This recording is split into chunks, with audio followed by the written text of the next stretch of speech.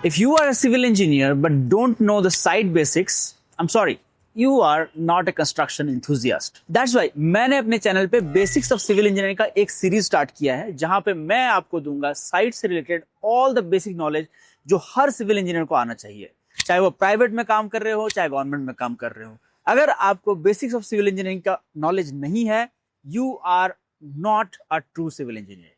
And who am I to say this? I am Manas Dey, a civil engineer and IAS officer जो CPWD में currently काम कर रहा है। Since 2017, I am in CPWD and I am an active civil engineer since 2014. And from past 11 years, I have gathered this experience and I think that this is an experience which is worth sharing with all of you guys to make you a good civil engineer. आज इस series का part 3 है and आज के series में mostly हम cover करेंगे reinforcement को एंड कुछ साइट से रिलेटेड बेसिक चीजें जो आप सभी को आनी चाहिए। तो आइए बढ़ते हैं पार्ट 3 की ओर। फर्स्ट पार्ट में हम बात करेंगे बीम और कॉलम के स्पेसिंग की एंड उनके साइजेस की बात करेंगे। प्रिलिमिनरी आप कभी भी कोई कंस्ट्रक्शन करने जा रहे हैं तो वहां पे बीम एंड कॉलम की क्या स्पेसिंग होगी एंड उसके साइजेस क्या होंगे वो हम कैसे डिटरमाइन कर सकते हैं। तो एक थंब रूल मान के चलो कि बीम का जो साइज होगा, डेप्थ ऑफ बीम होगा, that will be span by 10 और स्पैन बाई 12। इसी रेंज में हम यूजुअली रखते हैं for preliminary thing and then हम डिटेल डिजाइन के लिए जाते हैं। जैसे कि हमारे पास एक बीम दिख रहा होगा आपको, दिस बीम, ये स्पैन ऑलमोस्ट 3.5 to 4 मीटर्स के आसपास का है। सो बेस्ड ऑन दैट हमारा जो बीम का डेप्थ आना चाहिए that should be around 400 span by 10, 400 mm। Right now whatever beam we are showing that is 450 mm of beam, 150 slab में जाता है एंड 300 mm प्रोजेक्ट आउट होता है। So this is how we plan, but of course this is just a preliminary thing. Detail design specially जब हम critical structures, बड़े structures करते हैं तो डिटेल डिजाइन हमें बहुत ज्यादा करना पड़ता है एंड वहां पे span to depth ratio vary करता है एंड वहां पे हमें डीपर बीम्स भी मिल जाते हैं। बीम डेप्थ के बाद नेक्स्ट पॉइंट आता है बीम का विड्थ कितना रखें। तो यूजुअली बीम का जो विड्थ रखते हैं वो 0.25 to 0.3 times the depth of beam रखते हैं। लेकिन इसमें क्या है कि IS 456 का अगर फायर रिक्वायरमेंट्स को आप देखोगे तो बीम का जो मिनिमम विड्थ है वो 200 mm आपको रखना ही रखना है। सो अभी जैसे हमने आपको बीम के बारे में बताया, जो ये वाला बीम आपको दिख रहा है ये 450 का बीम है। सो 0.3 टाइम्स ऑफ 450 समवेयर अराउंड 130 के आसपास आएगा। लेकिन अगेन IS कोड कहता है कि मिनिमम 200 होना चाहिए, तो 200 तो हमें रखना ही रखना था। लेकिन इसके ऊपर का जो ब्रिक मैसोनरी आ रहा था that was 230 mm thick. So brick masonry से जो उसके ऊपर कोई अगर ब्रिक मैसोनरी आ रहा है तो उस ब्रिक मैसोनरी से ज्यादा चौड़ा होना चाहिए बीम का विड्थ। सो यहाँ पे हमने बीम का जो विड्थ रखा है वो 230 mm रखा है। सो अभी अगर थंब रूल पे हम देखेंगे तो सबसे पहले beam width will be 0.25 to 0.3 times of beam depth, number 1। Number 2, minimum beam width जो होगा वो 200 mm होगा। एंड नंबर 3, बीम का विड्थ मिनिमम आपको इतना रखना है कि उसके ऊपर की जो मैसोनरी आ रही है, जो ब्रिक आप प्लेस करोगे, वो पूरा का पूरा उस बीम में कम से कम आ जाना चाहिए। बीम के विड्थ एंड डेप्थ के बाद नेक्स्ट पॉइंट आता है कि कॉलम की स्पेसिंग कितनी रखें। सो अगर आप एक नॉर्मल बिल्डिंग बना रहे हो जैसे कि रेजिडेंशियल बिल्डिंग या छोटे छोटे ऑफिसेस बना रहे हो तो कॉलम के जो स्पेसिंग होते हैं वो यूजुअली 3 to 5 मीटर्स के आसपास होता है। अभी हमारे पीछे 2 कॉलम्स आपको दिख रहे होंगे, यहाँ पे जो 2 कॉलम के बीच की स्पेसिंग है वो 5 मीटर के आसपास है।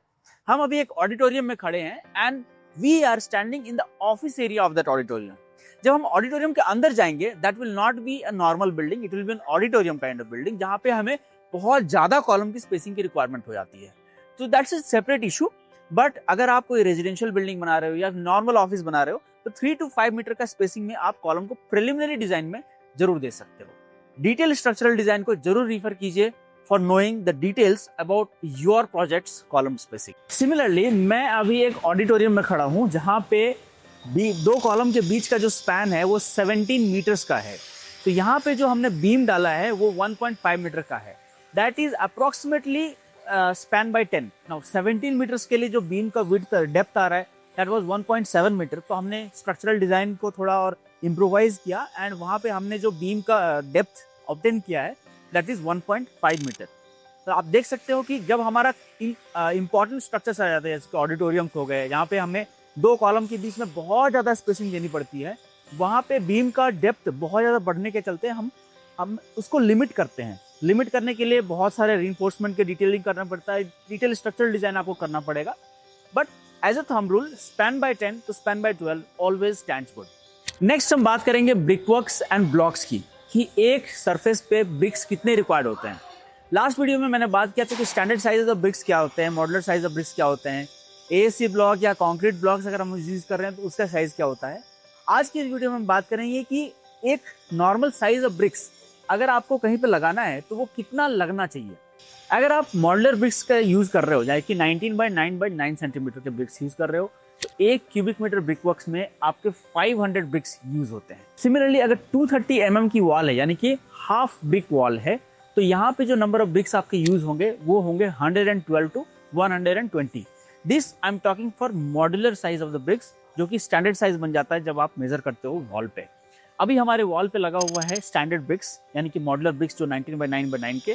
यहाँ पे अगर आप मेजर करते हो 1 क्यूबिक मीटर ब्रिक्स, तो वो ब्रिक्स निकल के आएंगे 500 numbers. Of course this thing will change अगर हम सीमेंट कंक्रीट ब्लॉक्स की बात करेंगे, बिकॉज सीमेंट कंक्रीट ब्लॉक्स का साइज डिफरेंट होता है। यूजुअल साइज जो सीमेंट कंक्रीट ब्लॉक्स का या एएससी ब्लॉक्स का आपको मिलेगा that will be 600 by 200 by 200, and इस साइज के लिए 1 क्यूबिक मीटर में 41 to 42 ब्लॉक्स यूज होते हैं। Block size 600 by 200 by 200। Next part में हम बात करेंगे रीइंफोर्समेंट के बारे में, which is very very important अगर आप एक सिविल इंजीनियर हो। Reinforcement is something which becomes the skeleton of most of the RCC buildings, जो कि आज के डेट में हम यूज कर रहे हैं। एंड दैट्स वाई रीइंफोर्समेंट के बारे में जानना हर एक सिविल इंजीनियर के लिए बेसिक नेसेसिटी है। अब हम समझते हैं कि स्लैब रीइंफोर्समेंट कैसे डालते हैं और किस तरह से डालते हैं। उससे पहले आप ये समझो कि 1 वे स्लैब क्या होता है एंड 2 वे स्लैब क्या होता है। नाउ अगर आपका span to width ratio less than 2 है, then it will be called a 2 way slab, and span to depth ratio if it is more than 2, then it will be called a 1 way slab. ना दोनों के ही design different होते हैं, but we are not going to discuss design in this video.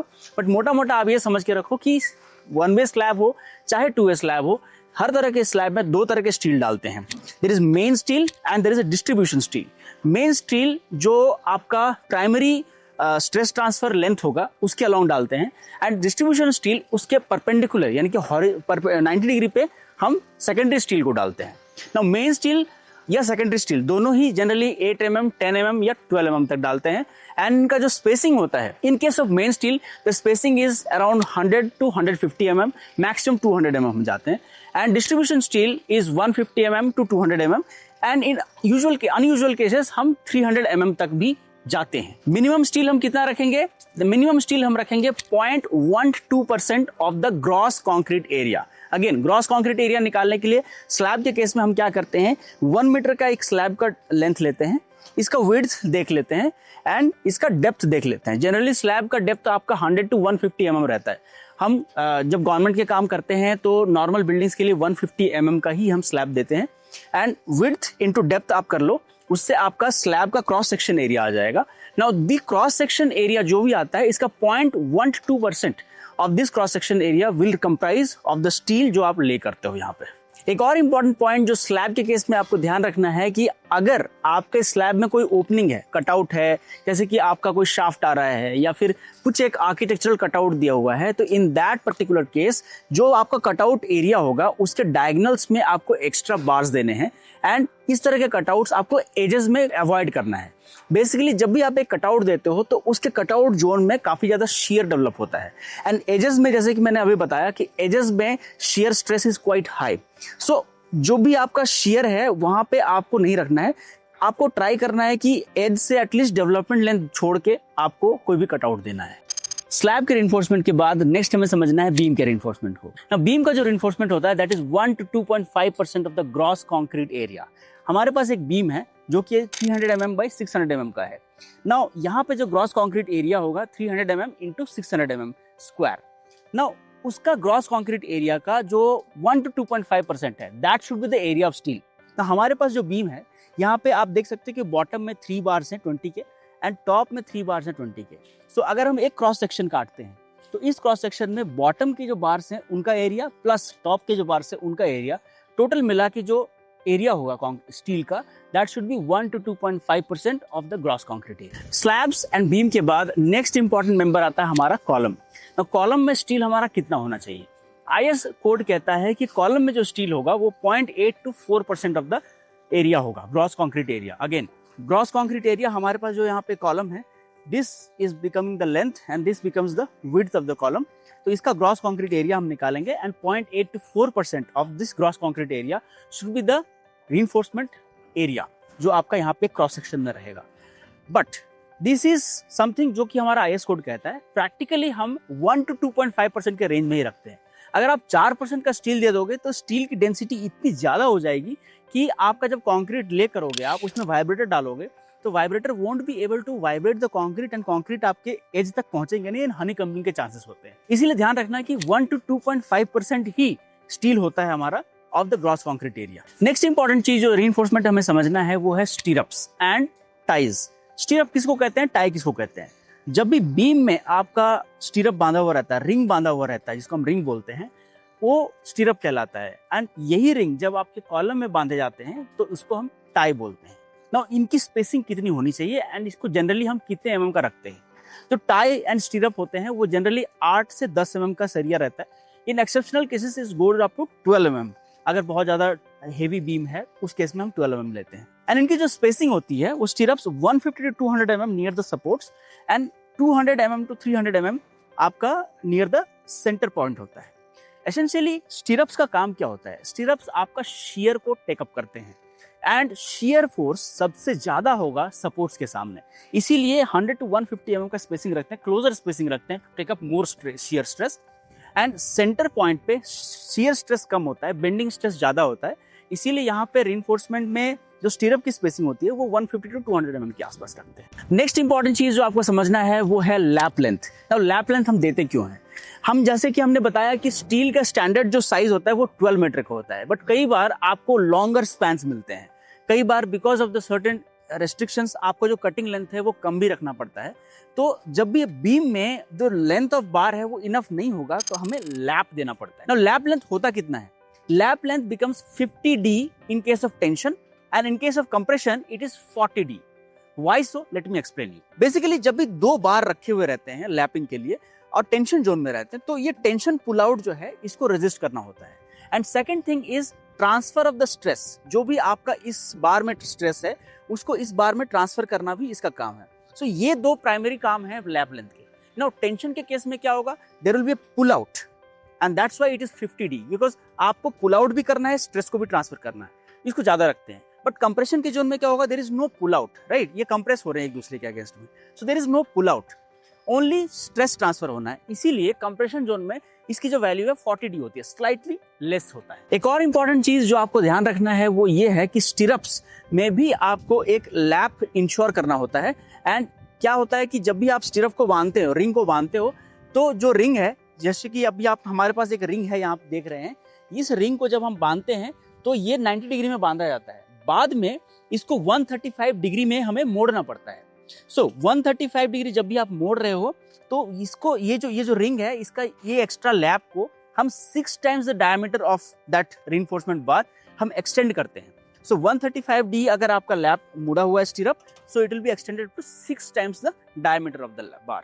एक और important point जो आपको लैप लेंथ के टाइम पे ध्यान रखना है वो ये है कि अगर हमारा बार डाया 32 mm से ज्यादा है या अगर बहुत ज्यादा रीइंफोर्समेंट्स हैं, बहुत कंजेशन है आपका, तो वहां पे हम लैपिंग नहीं करते हैं, हम कपलर्स का यूज करते हैं। तो कपलर्स को कैसे बनाते हैं, इनसे क्या कुछ टेस्ट होते हैं, this is a matter of separate discussion, will discuss it in a separate video.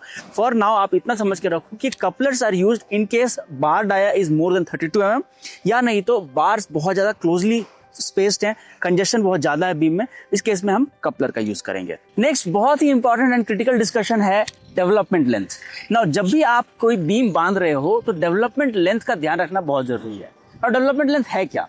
Development length basically एक एम्बेडमेंट लेंथ है जो कि रीइंफोर्समेंट को जरूरत पड़ता है कंक्रीट के साथ प्रॉपरली बॉन्ड होने के लिए। तो डेवलपमेंट लेंथ करता क्या है?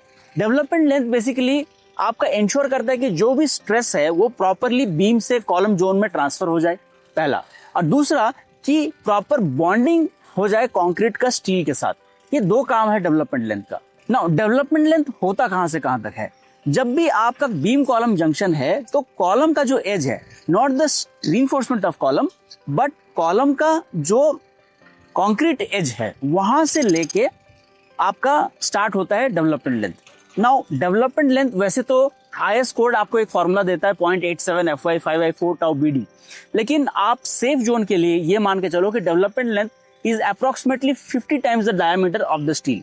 सो अभी हमारे पास 20 mm का डायमीटर है, so 20 into 50 is around 1 metre. तो यहाँ पे जो हम डेवलपमेंट लेंथ दिए हैं that is 1 metre and it will be counted from face of the column to जहां तक हमने एक्सटेंड किया है। एंड यही रीजन है कि हम कई बार बार्स को, बीम के जो बार हैं उसको बेंड करते हैं एंड कॉलम के अंदर तक घुसाते हैं। सो this is the primary function of development length. Alright, we have completed a lot of part about reinforcement, but इससे पहले मैं reinforcement part को cut out करूं, I want all of you guys to write down some important things. First of all, beams के लिए जो cover आपको रखना है that is 25 mm. Stirrups जब भी आप use करते हो तो आप ensure करो कि 135 डिग्री bend आप stirrup में दोगे and हर एक बेंड में आप 6D एक्स्ट्रा बार को एक्सटेंड करोगे। स्टीरअप्स में स्पेसिंग का थंब रूल आप यही रखना है कि 100 to 150 mm near the support and 150 mm to 300 mm near the centre. Lapse के लिए हमेशा ध्यान रखना है कि मैक्सिमम टेंशन जोन में लैप्स को अवॉइड करना है। ये भी ध्यान रखना है कि सारे के सारे बार्स एक जगह पे लैप नहीं हो जाए। मैक्सिमम 50% ऑफ द बार्स को आप एक जगह पे लैप कर सकते हो and then lap will be extended to some other point. As a rule of thumb, laps को अगर आपके बॉटम बार्स हैं और सिंपली सपोर्टेड बीम है तो वो लैप को सपोर्ट के सामने रखना है एंड टॉप बार्स में आपको लैप रखना है वो मिड स्पैन में रखना है। डेवलपमेंट लेंथ जैसे मैंने अभी बताया, डेवलपमेंट लेंथ आपको इंश्योर करना ही करना है। अगर आपका डेवलपमेंट लेंथ इंश्योर नहीं होता है तो there is a high chance कि आपका बीम फेल हो सकता है। मिनिमम स्टील आपका जो बीम में रहेगा that is 0.85 B into D by FY, where B stands for width of the beam, D stands for depth of the beam and FY stands for yield strength of your bar. Next, columns के लिए जो longitudinal steel minimum रखना है that is 0.8% and maximum steel जो आप रख सकते हो that is 6% of the gross area. However, for practical purposes 1 to 2.5% में ही आपको अपने कॉलम के स्टील्स को रखने हैं। Ties, minimum dia of ties जो होता है वो 8 mm का रखना है आपको एंड अगर 32 mm से बड़ा मेन बार है कॉलम्स के तो वहां पे आपका मिनिमम टाई डाया 10 mm का होना चाहिए। टाई की स्पेसिंग आपका 16 times the dia of main steel होना चाहिए। अगर स्टील में डिफरेंट डाया यूज हुए हैं तो जो मैक्सिमम डाया है उसका 16 टाइम्स लीस्ट लैटरल डायमेंशन, यानी कि this is one lateral dimension and this is the another lateral dimension, तो लीस्ट लैटरल डायमेंशन यानी तो 300 mm। Smallest of these 3 values आपका जो भी आएगा that should be the spacing of your ties, उससे ज्यादा नहीं होना चाहिए टाई का स्पेसिंग। कॉलम में जो कवर आप डालोगे that should B minimum 40 mm and जो भी आपका लैप लोकेशन आएगा that should B eight middle 1/3 height जहां भी पॉसिबल है। एक और चीज अगेन आपको ये ध्यान रखना है कि 50% मैक्सिमम जो भी आपके बार्स हैं वो एक जगह पे लैप होंगे और उससे ज्यादा का लैपिंग आप एक जगह पे नहीं कर सकते हो। So that's it for today's video guys, this was episode 3 of the basics of civil engineering series. आज के सीरीज में हमने बात किया about beam column spacing and then हमने डिटेल में बात किया कि रीइंफोर्समेंट कितने साइज का कहाँ पे यूज होना चाहिए। अगर आपको ये वीडियो इन्फॉर्मेटिव लगा हो and you think that this video is going to help you progress your career, please hit that like button and subscribe करो इस चैनल को, share among your friends so that they also get to know about civil engineering, whether they are civil engineers, they are not civil engineers. I think basics of civil engineering is something जो हर किसी को आना चाहिए because civil engineering in its prime sense is common sense engineering and everybody should be aware of these basics of civil engineering. See you in the next video guys. तब तक के लिए bye bye.